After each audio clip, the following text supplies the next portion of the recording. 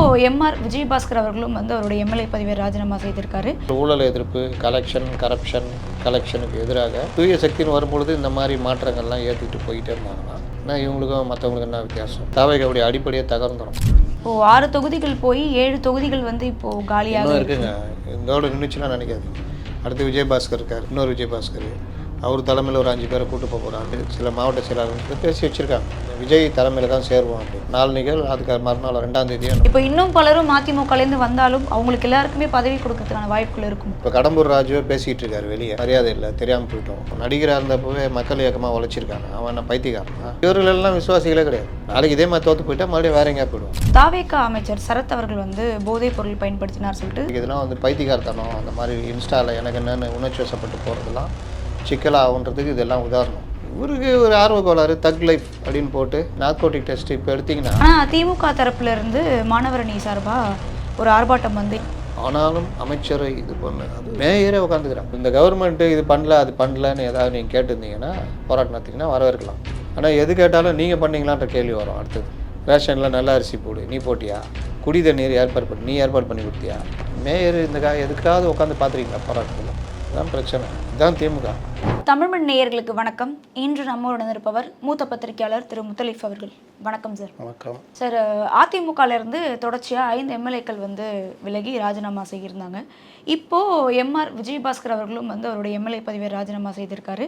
கூடிய சீக்கிரம் தாவேகால இணையத்துக்கான வாய்ப்புகள் இருக்கும் அப்படின்னு பல செய்திகள் வந்து வெளியாகிட்டு இருக்கு. இப்போ தொடர்ச்சியாக அதிமுகலேருந்து இவ்வளோ எம்எல்ஏக்கள் வந்து வெளியாகிறாங்க சார், இதை நீங்கள் எப்படி பார்க்குறீங்க? 2 காரணம். ஒன்று வந்து தேர்தல் முடிவுகள், அதில் யாரும் எதிர்பாராத முடிவு. தாவேகா ஆட்சியை பிடிச்சது. அப்போது தாவேகாவுக்கு போனால் எதிர்காலம் இருக்குது, இனி நம்முடைய கட்சிகளில் எதிர்காலம் இல்லை என்கிற போக்கு 2 கட்சியிலுமே வந்துடுச்சு. திமுகவில் இன்னும் வெளியே காமிச்சிக்கல, ஆனால் அந்த புலம்பல் தெரியுதுல்ல, அந்த கூட்டணி எல்லாமே காலி. இப்போதைக்கு அவர் இழுத்து பிடிச்சிக்கிட்டு 6 மாதம் அந்த ஆட்சி கவுந்துரும், நம்ம ஜெயிச்சிருவோம், நம்ம தனியாக நின்று ஜெயிப்போம் அப்படின்ற மாதிரிலாம் அதாவது பேசிகிட்டு இருக்கிறாங்க. இங்கே அதிமுகவில் தலைமைக்கும் உள்ளுக்குமே பிரச்சனை வந்துடுச்சு. அப்போ 2ஆக போய் மறுபடியும் உள்ளே போய் மறுபடியும் ஒருத்தருக்கு ஒருத்தர் நம்பிக்கை இல்லாமல் அதில் கொஞ்சம் பேர் வெளியே போய் இந்த மாதிரி கட்சிக்குள்ளேயே அதை மெயின்டைன் பண்ணாத விளைவு நம்பிக்கையின்மை வர ஆரம்பித்தோன்னே இனிமேல் நம்ம அரசியல் எதிர்காலம் இங்கே இருந்தால் என்ன ஆகுமோ அப்படின்ற பயம் எல்லாருக்குமே வரும். அது இயற்கை தானே. அரசியலில் நம்ம ஒரு நல்ல நிலைமைக்கு வரணும், நல்லா இருக்கணும் அப்படின்னு தான் எல்லோரும் ஆசைப்படுவோம். அப்போ தலைமையும் எனக்கு என்னென்னு பண்ணிக்கிட்டு இருக்குது. சரி, இந்த கட்சியிலே நம்ம இருப்போம், நாளை பின்ன ஏதாவது மாற்றம் வரும்னா அந்த மாற்றத்தை வருமான்ற நம்பிக்கையும் இல்லை. தலைமையும் அதுக்கு ஒத்து வரலைன்னா அப்போ அடுத்த முடிவை இவர்கள் நகர்றாங்க. அதற்கு அங்கே வாசல் திறந்துருக்குன்னா பேசிட்டு ஒவ்வொருத்தராக போய் ஜாயின் பண்ணுறாங்க. தாவேகாவும் கரூரில் மற்ற இதில் அங்கெல்லாம் வந்து கொஞ்சம் வலுவிலேருந்து இருக்குது. அங்கே ஒரு நல்ல ஒரு ஆட்கள் கிடைக்கிறாங்கன்னா அவர்களும் அதை பயன்படுத்திக்க பார்க்குறாங்க. இது என்னென்னா தாவேகாவுடைய அடிப்படை இருக்குமா? இப்படியே போய்கிட்டே இருந்தானா இருக்காது. தாவேகாவுடைய அடிப்படையை தகர்ந்துடும். ஏன்னா அவர்கள் ஊழல் எதிர்ப்பு, கலெக்ஷனுக்கு எதிராக கமிஷன், அதுக்கு எதிராக கட்சி ஆட்சி அமைச்சு தூய சக்தின்ட்டு வராங்க. அப்போ தூய சக்தின்னு வரும்பொழுது இந்த மாதிரி மாற்றங்கள்லாம் ஏற்றுக்கிட்டு போய்கிட்டே இருந்தாங்கன்னா அது மக்களுக்கும் அவங்க மேலே ஒரு நம்பிக்கை போயிடும். ஏன்னா இவங்களுக்கும் மற்றவங்களுக்கும் என்ன வித்தியாசம்? அதனால் இது வந்து தவிர்க்கணும்னு பல தடவை பேசியாச்சு. வர்றவங்கள எதுக்கு மறுக்கணும்னு அவங்க சேர்த்துக்கிட்டு இருக்கிறாங்க. அதனால் இப்படி தான் போய் முடியும். 6 தொகுதிகள் போய் 7 தொகுதிகள் வந்து இப்போது காலியாக இருக்குங்க. இன்னும் ஒரு 6 இருக்குது. அதனால் அதெல்லாம் இதோட நின்றுச்சுன்னா நினைக்காதீங்க. அடுத்து விஜயபாஸ்கர் இருக்கார், இன்னொரு விஜயபாஸ்கர், அவர் தலைமையில் ஒரு 5 பேரை கூட்டு போக போகிறாருன்றாங்க. இன்றைக்கே எம்ஆர் விஜயபாஸ்கர் சொன்னப்போ நான் நம்பலை. என்கிட்ட காலையிலே தகவல் வந்துச்சு, அவருக்கு நெருக்கமானவங்க கூப்பிட்டு சொல்லிட்டாங்க. இருந்தாலும் எனக்கு ட்வீட் பண்ணுறதுக்கு ஒரு சந்தேகம், இவராக போவார் அப்படின்னு. ஆனால் அவர் போயிட்டார். அதனால் அந்த விஜயபாஸ்கர் அவர் தலைமையில் 5 பேர், சில மாவட்ட செயலாளர்னு சொல்கிறாங்க. நான் லைட்டாக போட்டு வச்சுருக்கேன், அவ்வளோதான். மற்றபடி அது நடக்காதுன்னு என்ன நீங்கள் சொல்ல முடியும், உறுதி கொடுக்க முடியும்? அதுக்கு இன்னொரு காரணமும் அந்த கட்சி தலைமை. அவர்களுக்கு என்ன நம்பிக்கை கொடுக்குறீங்க? அது ஒன்று இருக்குல்ல. திமுகலையாவது எதாவது போட்டு உருட்டிகிட்டு இருக்கிறாங்க, கல்யாண வீட்டில் போய் புலம்புறது, அது இதுன்னு ஏதோ ஒன்று பண்ணிட்டு கிடக்குறாங்க. இங்கே அதுவும் இல்லையே. அதனால தான் பிரச்சனை. நீங்கள் சொல்கிற மாதிரி அதிமுகலேருந்து இன்னும் பல எம்எல்ஏக்கள் வந்து விலகிறதுக்கான வாய்ப்புகள் இருக்குது அப்படின்னு சொல்கிறீங்க. அதை பேசி வச்சுருக்காங்க, விஜய் தலைமையில் தான் சேருவோம் அப்படின்னு. அதனால் இந்த 2 இன்றைக்கி நாளைக்கு நடக்கிற மாநாடு முடித்து நாளன்னைக்கு அதுக்கு மறுநாள் 2ஆம் தேதியே நம்ம சேர்ற மாதிரி ஒரு பேசி வச்சுருக்காங்க. சார் அப்போது ஆதவர்ஜன் அவர்கள் சொன்ன மாதிரி அதிமுகலேருந்து 90% பேரும் வந்து தாவேக்கால இணைவாங்க, அதிமுகவும் தாவேக்காவும் ஒரே கட்சியாக மாறும் அப்படின்றது வந்து அவர் சொல்லியிருந்தாலும் சார். அதிமுகலேருந்து எம்எல்ஏக்கள் போகிறாங்க தான் நான் சொன்னேன், அதிமுக போகலன்னு சொல்லியே. அதிமுக யார் கையில் இருக்குன்னு இன்னும் அதெல்லாம் தெரியாது.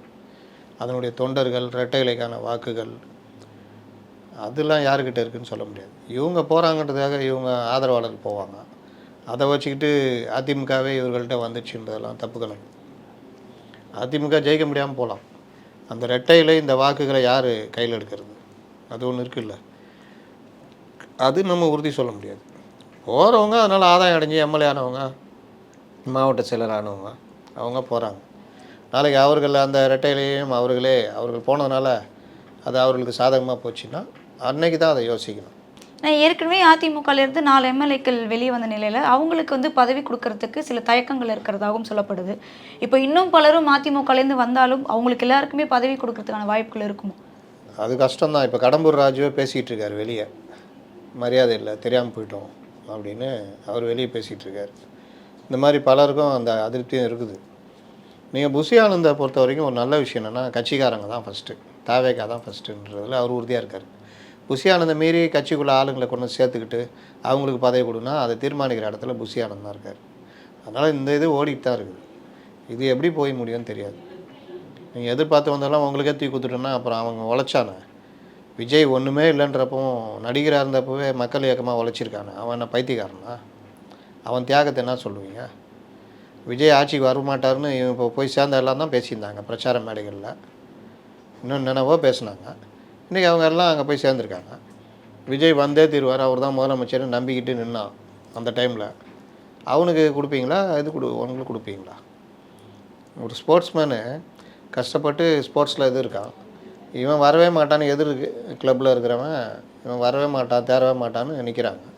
ஆனால் இங்கே அவன் கூட அந்த ஸ்போர்ட்ஸ்மேன் கூட உதவி வீரங்க, கோச்சு, மற்றவங்க நண்பர்கள், அவன் ஜெயிச்சு மெடல் அடித்த உடனே எல்லாரும் இங்கே வந்துடுறாங்க. இவங்கள எல்லாத்தையும் ஓரம் கட்டிக்கணுமா? என்ன நியாயம்? அதில் தான் புஷி உறுதியாக இருக்கார். அந்த பிரச்சனை தனியாக ஓடிக்கிட்டு இருக்கு கட்சியில். நான் அதான் சொல்கிறேன், இந்த மாதிரி பண்ணிட்டே இருந்தீங்கன்னா தாவேக்காவுடைய அடையாளம் போயிடும். அப்போ விஜய்க்கான அந்த விசுவாசிகள் இருக்காங்களா, அவங்க சோர்ந்து போயிடுவாங்க. இவர்களெல்லாம் விசுவாசிகளே கிடையாது. இவங்களுக்கு விஜய்க்கு என்ன சம்மந்தம் இருக்குது? நாளைக்கு இதே மாதிரி தோற்று போயிட்டால் மறுபடியும் வேறு எங்கேயா போயிடுவாங்க. அவங்களுக்கு தான் வியாபாரம். இந்த திருவிழாவில் வியாபாரம் நடக்கும்ல, பிளாட்பார கடைகள் கொண்டு வந்து போடுவாங்களா, அந்த மாதிரி போட்டிருக்காங்க. இந்த திருவிழா முடிஞ்சிச்சுன்னா வேறு திருவிழாவுக்கு அந்த கடை எடுத்துகிட்டு போயிடுவாங்க. ஆனால் அங்கேயே உட்காந்து வியாபாரம் பண்ணிகிட்டு இருக்காங்க பாருங்கள், அவன் தான் முக்கியம்.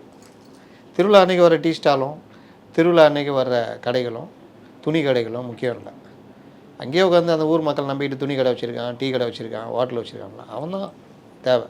சரி, தொடர்ந்து வந்து தாவேக்கா வந்து புதிய கூட்டணி தொடங்கும் முயற்சி வந்து நடத்திட்டு இருக்காங்க. அதாவது ஜூலை 1ஆம் தேதி வந்து தோழமை கூட்டம் வந்து நடக்க இருக்கு. முதலமைச்சர் விஜய் அவர்கள் தலைமையில் மற்ற கட்சிகளுக்கும் வந்து அழைப்பு விடுக்கப்பட்டிருக்கிறதாகவும் சொல்லப்படுது. இதை நீங்கள் எப்படி சார் பார்க்குறீங்க? மற்ற கட்சினா திமுக, அதிமுக, பாஜக தான் இருக்குது, வேறு என்ன கட்சி இருக்குது? இல்லை சிபிஎம், விசிகா, அவங்க தான் கூட்டணியில் தானே இருக்காங்க. அவன் கூட்டணியில் இருக்கிற கட்சிகளுக்கு அவர் வந்து ஏற்கனவே நடத்த போகிறாரு. வேறு என்ன? திருமாவளவன் அவர்களுக்கும் அழைப்பு விடுக்கப்பட்டிருக்கிறதாகவும் சொல்லுங்க. ஏங்க விசிகா எங்கேங்க இருக்குது? என்னங்க வெளியில் இருக்கிறவங்க வளர்றானா அதை கொண்டு வந்து கேள்வியாக கேட்குறீங்க? விசிகா எங்கே இருக்குது? தாவேக்கா அமைச்சரவையில் இருக்காங்க. அமைச்சராகவே இருக்கார்ல. ஆமாம். அப்புறம் திருமாவளவனுக்கு அழைப்பு கொடுக்கணும் என்ன அர்த்தம்? கூட்டணி கட்சினா கூட்டணி கட்சி தலைவர் தான் அழைப்பு கொடுப்பாங்க. இது வினோதமாக இருக்குது எனக்கு இந்த மாதிரி கேள்விகள் இதெல்லாம். திருமாவளவனுக்கும் கூப்பிட போகிறாங்க, சண்முகத்தையும் கூட போகிறாங்க, மாணிக் தாகூரையும் கூட போகிறாங்கன்னா அவங்களாம் அதிமுகவில் இருக்காங்களா இல்லை திமுகவில் இருக்காங்க? எல்லாம் வந்து ஒரு மாதம் ஆகியும் இன்னும் அந்த நம்பிக்கை வரல பாருங்கள் யாருக்குமே. கூட்டணிக்குள்ளே வந்துட்டாங்கல்ல, கூட்டணிக்குள்ளே அமைச்சராகவும் வந்துட்டாங்கல்ல, அப்புறம் என்ன? இடதுசாரிகளை கூப்பிட்டாங்கன்னா அவங்க வராத அவங்க இஷ்டம். ஏன்னா அவங்க வெளியிலேருந்து ஆதரவு கொடுத்துட்டு இருக்காங்க. நாங்கள் அந்த கூட்டத்துக்கு போகல அப்படின்னாலும் ஒன்றும் பண்ண முடியாது. ஆனால் மற்றவர்கள் அந்த கூட்டணி அரசுக்குள்ளே இருக்காங்க அமைச்சராக, அதனால் அவங்க வருவாங்க. இதுதான் விஷயம். சார் முதலமைச்சர் விஜய் அவர்கள் வந்து கரூருக்கு செல்ல போகிறாரதா ஒரு நியூஸ் வந்து வந்திருக்கு. அதாவது ஜூலை 2வது வாரம் வந்து கரூருக்கு செல்ல போகிறாரா சொல்லப்படுது. அதாவது இவர் முதலமைச்சராகி கிட்டத்தட்ட 2 மாதங்கள் ஆகியிருக்கு. 2 மாதங்கள் கழித்து தான் கரூர் மக்களை வந்து ஞாபகம் வந்ததான்னு பல கேள்விகளும் எழுப்பப்படுது. இதற்கு முன்னாடியே 4 பல மாதம் பொறுத்து விமர்சனங்களும் வந்து போனார்னா 4 மாதம் பொறுத்து தான் ஞாபகம் வந்ததா? ஏங்க அவர் முதலமைச்சருங்க, ஒரு நாளாவது அவருக்கு அசையறதுக்கு டைம் கிடைச்சதா? தினசரி சட்டசபைக்கு வர்றாரு அமைச்சர். ஆரம்பித்த 10-20 நாள் அமைச்சர் இது இந்த கூட்டணி இது பிரச்சனையே ஓடிச்சு. அதுக்கப்புறம் இலாகா பிரிக்கிறது அதுன்னு. அதுக்கப்புறம் அவங்க அந்த துறையை புரிஞ்சிக்கிறதுக்கே அவங்களுக்கு ஓடும் டைமு. அதற்கு பிறகு வெள்ளை அறிக்கை, இந்த மாதிரி வெள்ளை அறிக்கைன்னு அவர் மட்டும் வைப்பார். அப்புறம் இது சட்டசபை நம்பிக்கை ஏற்பு தீர்மானம், அப்புறம் சட்டசபை ஆளுநர் இதெல்லாம் போய் தானே இப்படி நிமித்து. எப்போ நான் எத்தனை நாள் ஆகுது சட்டசபை முடிஞ்சு? 2-3 நாள் ஆகுது.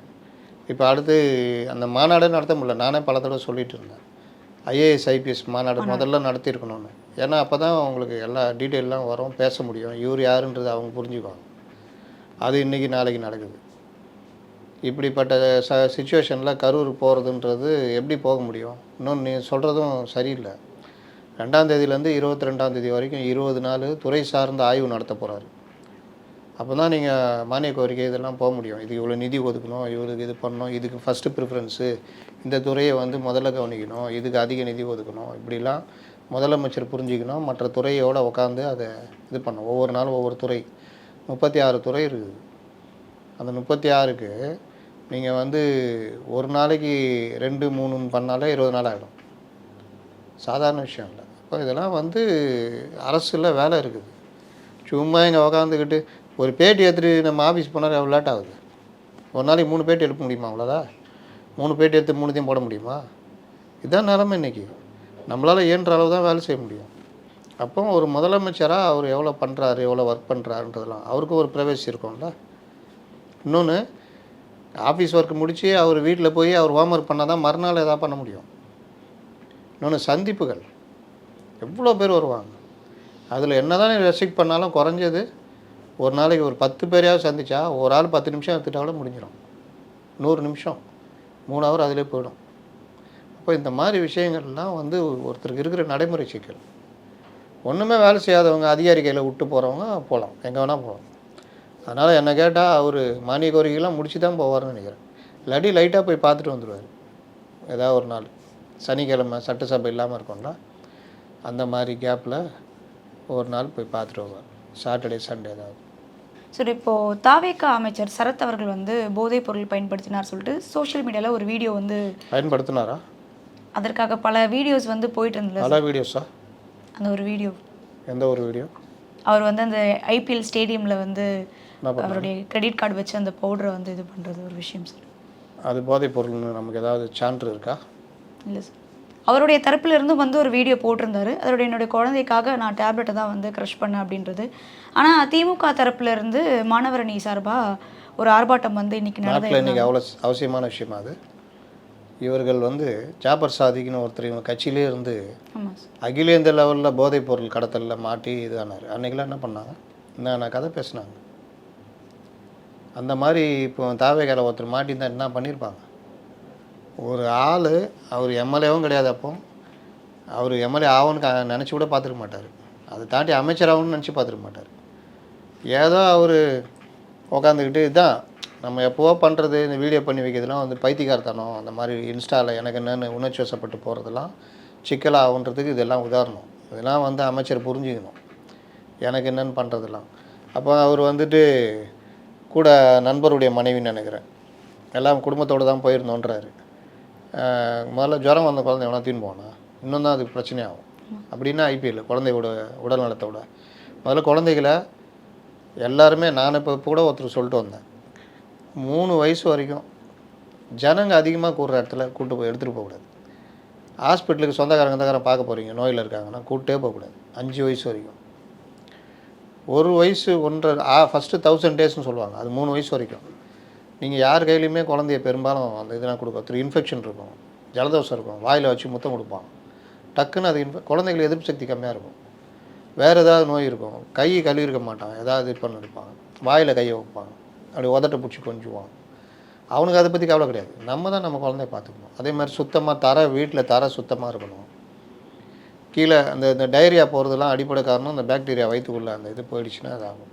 அது எல்லாமே வந்து நீங்கள் குழந்தைய பார்த்து பார்த்து வளர்ந்தால் தான் அந்த குழந்தை ஆயுளுக்கும் ஆரோக்கியமாக இருக்கும். தாய்ப்பால் 1.5 வயசு வரைக்கும் தாய்ப்பால் கொடுக்கணும்.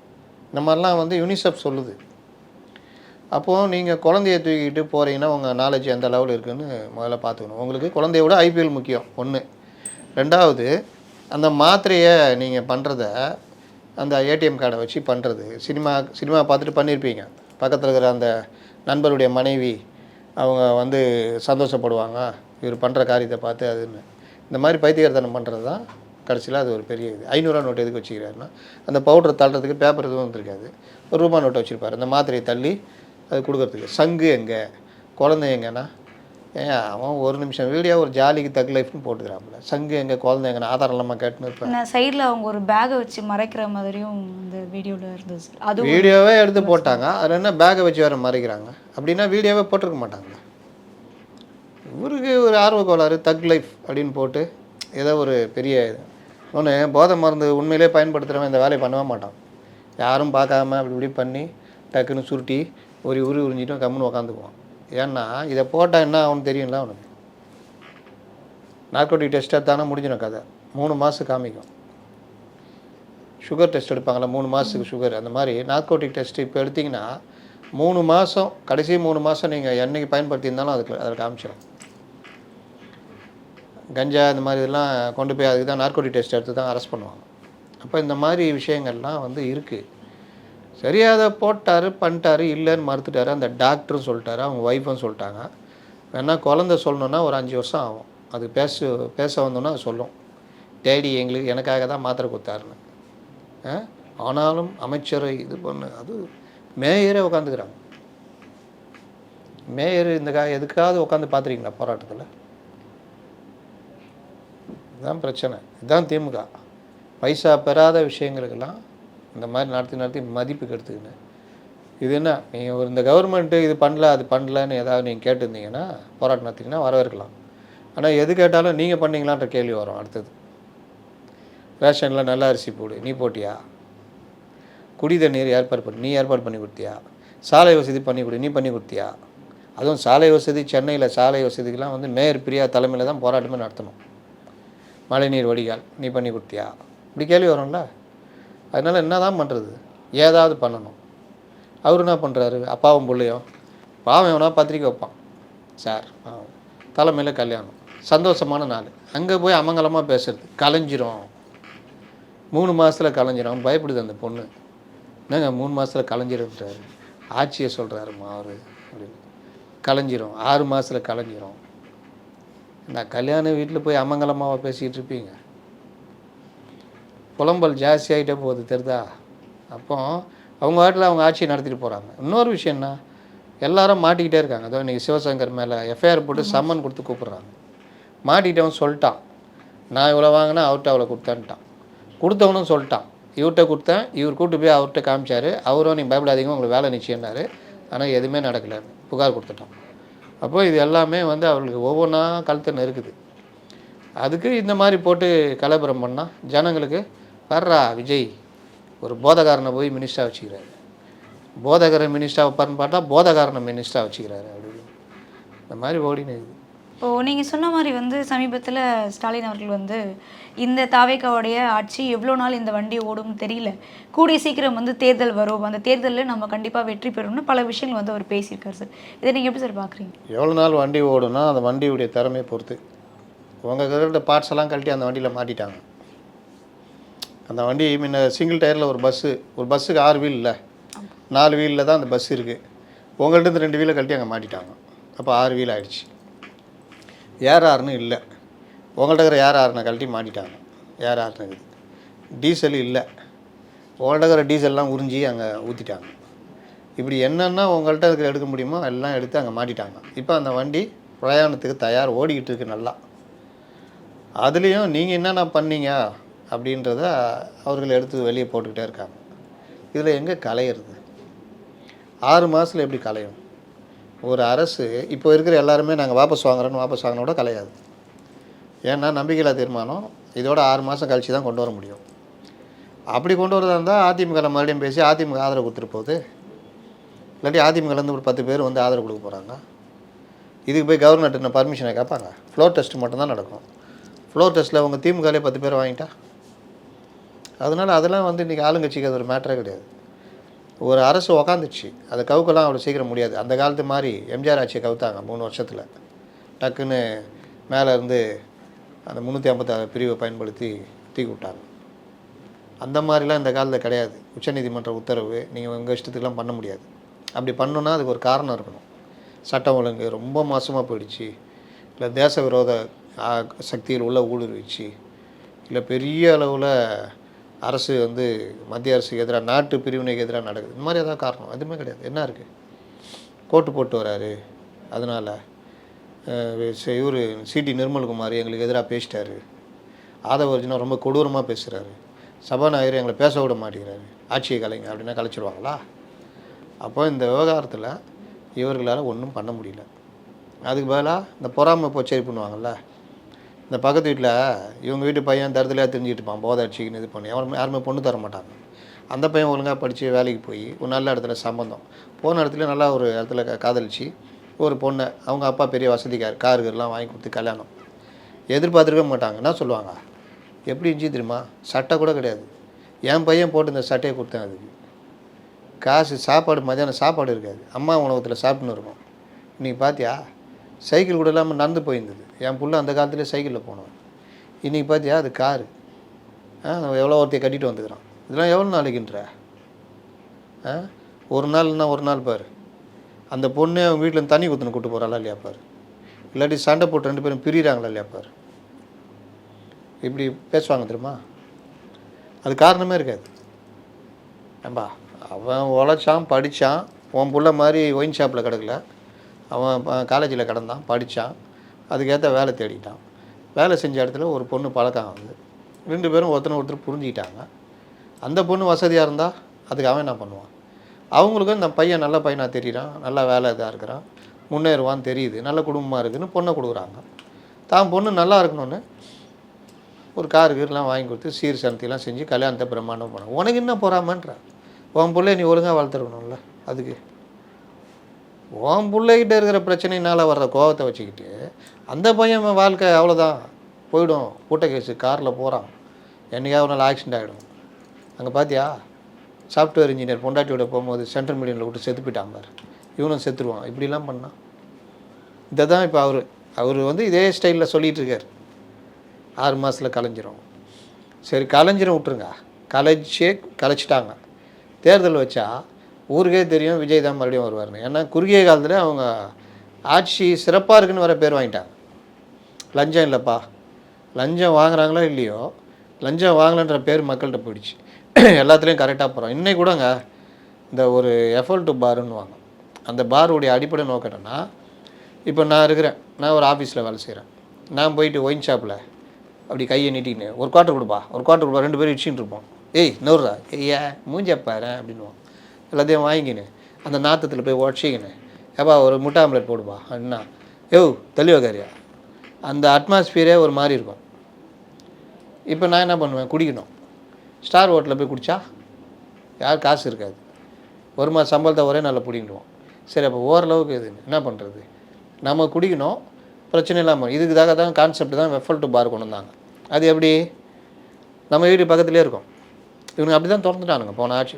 நான் யோகியம் பேசுகிறானுங்க, தடுக்கி விழுந்தா எஃபல் டு பார், எஃபல் டு பார்னு திறந்துட்டானுங்க.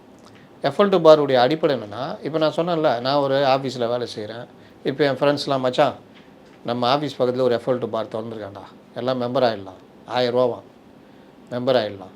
சரக்கு டாஸ்மாக் சரக்கு இல்லைப்பா, நல்ல சரக்கு வாங்கி விற்பானுங்க, நல்ல சரக்கு சைட்டு ஃப்ரீயாக உட்காந்து நல்லா ஒரு பாட்டு கேட்டுக்கிட்டு இனிமையாக ஒரு இது இல்லாமல் நல்லா ரெஸ்டாரண்ட்டு மாதிரி உட்காந்துன்னு சரக்கு அப்படி சிப்பு மொல்லமாக அடிச்சிக்கின்னு ஊருக்கதை பேசிக்கின்னு நல்லா சாப்பாடு நல்லா இதை கொண்டு வர சாப்பிட்டுக்கின்னு சிக்கனை கடிச்சிக்கின்னு அதை கடிச்சிக்கின்னு நல்லா டீசெண்டான வெயிட்ரு சாப்பிட்டு போகலாம். இது யாருக்கு? அந்த எஃபல் டு பார் இருக்குது, அதில் மெம்பர்ஷிப் கட்டணம் கட்டி அவங்களுக்கு மட்டும். நேராக வந்துட்டு மாமே வாடா தாண்டா ஒயின் சாப்பிடா உள்ளே போகலான்னா விட மாட்டான். ஏன்? மெம்பரா நீ? இல்லை போ. அப்படியா? சரக்கு விற்கிற, அது மெம்பருக்கு கிளம்பு. அது ஆக்சுவலாக மனமகிழ் மன்றம் மாதிரி. இதை இவங்க என்ன பண்ணாங்கன்னா எல்லாருக்கும் லைசன்ஸு, யார் வேணால் போய் குடிக்கலாம். அதையும் ஒரு மினி ஒயின் ஷாப் மாற்றிட்டானுங்க, டாஸ்மாக் பாராக மாற்றிட்டான். அங்கேயும் கண்டவனும் அது இதுன்னு. இப்போ இதை வந்து இந்த அரசு வரைமுறைப்படுத்துது. அப்போ அந்த மாதிரி பாதிக்கப்பட்டாங்களா, டேய் இங்கே தான் வந்து குடிக்கலான்னு வந்தால் இங்கேயும் இவனுங்க தொல்லையா அப்படின்னு இப்போ அதை மாற்றி எஃபல்ட்டு பார்னா எஃபல்ட்டு மாதிரி இருக்கணும், டீசெண்டாக ஒரு ரெஸ்டாரண்ட் மாதிரி இருக்கணும். அங்கே நான் மட்டும் போய் நான் ஃப்ரெண்டுங்க மெம்பரு வாரத்தில் 2 நாள் போய் உக்காந்து குடிச்சிட்டு நிம்மதியாக சைட் டிஷ் எல்லாம் சாப்பிட்டு வரணும். சரக்கும் நல்ல சரக்கு. அப்போ இப்படி தான் நடத்தணும்னு கொண்டு வராங்க விதிமுறை. இப்போ அவன் என்ன பண்ணுவான், டீசெண்டாக பரவாயில்ல அந்த கவர்மெண்ட்டு நினைப்பானா நினைக்க மாட்டாங்க. இந்த மாதிரி ஒவ்வொரு துறையிலையுமே வந்தால் மக்களுக்கு அந்த இது வந்துச்சு. நீ ஆட்சியே கலை, மெஜாரிட்டி இல்லாமல் இருந்தவர் மெஜாரிட்டியோடு வந்துட போகிறாரு. புரியுதா? இது எல்லாருக்கும் தெரியும். இப்போ நீங்கள் விஜய் வெளியே வர மாட்டார், நேற்று கூட போய் போலியோ சொட்டு மருந்து போய் போடுறாரு. இப்போ விஜய்க்கு போலீஸ் பாதுகாப்பு அந்த ஒரு முதல்வராக இருக்கிறதுனால அது வந்து ஒழுங்குபடுத்தப்பட்டதுன்னா அவருக்கும் பிரச்சனை இல்லையா, அழகாக கையாட்டு போட்டு போயிட்டே இருக்கார். இதுதான் அவங்களும் எதிர்பார்த்தாங்க. அவ்வளோதான். இதெல்லாம் முடியாதனால தான் கலைஞ்சிரும் யோ கல்யாண வீட்டில் வந்து கலைஞ்சிரோன்றியா, இப்போ தான் ஏன் சேர்ந்துக்கிறாங்க. இனிமேல் இவங்களெல்லாம் கூப்பிடாதையா, சரி புள்ளைய கூப்பிடலாம், புள்ள உடஞ்சிரும் என்னையா யோ அந்த ஆள் கலைஞ்சிருன்றாரு, இவர் உடஞ்சிருன்றாரு, என்னையா நாடு இது. கேட்டால் திருமண வீட்டிலே நாங்கள் இப்படி இருப்போம், நீ ஒன்றும் இப்படி இருக்கல, கூப்பிட்ட பாவத்துக்கு எங்களாம் தாலியாக இருக்கிற, உட்கார வச்சு 1.5 மணி நேரம் இவர் திட்டுனுக்கிறாரு. பொண்ணு மாப்பிள்ளைட்டு உட்காந்துக்குது. மாப்பிள்ளைக்காவது ஏதோ அரசியல் தெரியும் போல், பொண்ணு பார்த்துனே இருக்குது. காலைல 5 மணிக்கு எழுப்பி இந்த மூஞ்சில் அதை பெடிகிரி என்னென்னவோ போட்டு கொண்டு வந்து உட்கார வச்சுக்கிறேன். பெடிகிரி கைக்கு இல்லை, இதுக்கு என்ன சொல்லுவாங்க, பேசியலாம். அது வேறு ஒரு வாரமாக போயிட்டு மூஞ்செல்லாம் நம்ம மூஞ்சி மாதிரியே இல்லாமல் மாற்றி ஒரு மாதிரி கொண்டு வந்து உட்கார வச்சா அவ்வளோ டயர்டாக இருக்கும். பார்த்துருக்கீங்களா? எப்போடா சாப்பாடு சாப்பிட்லாம், பசி வேறு இருக்கும், என்ன பண்ணுறது தெரியாமல் உட்காந்துருக்கும். அங்கே வந்து ஒரு நான் ஆணையிட்டு சொல்கிறேன் 6 மாதத்தில் கலந்து விடும் அப்படி இப்படின்னா சீக்கிரம் முடியா நிலமை. இதில் ஒரு 5 பேர் வேறு முன்னாடி பேசிடுவான், அவன் வேறு அழுது வைப்பான், தலைவரே நீ எவ்வளோ பெரிய தலைவரே ஒன்றை போய் இந்த மாதிரி பண்ணிட்டாங்க. என்ன பண்ணிட்டாங்க? நீ பண்ணதுக்கு ஜனங்க பண்ணாங்க, தோக்கடிச்சிட்டாங்க. இந்த மாதிரி வரலாறு திமுகவில் கிடையவே கிடையாது. முதல் சாதனை இவர் தான். இவர் சொல்லுவாங்கள்ல, மோர் டேஞ்சரஸ் தானே கலைஞர்னு சொல்லுவாங்கள்ல, அந்த மாதிரி இதுலேயும் ஒரு வேறு லெவலு. இவ்வளோ நேரம் வந்து நிறைய விஷயங்களை பகிர்ந்தமைக்கு நன்றி.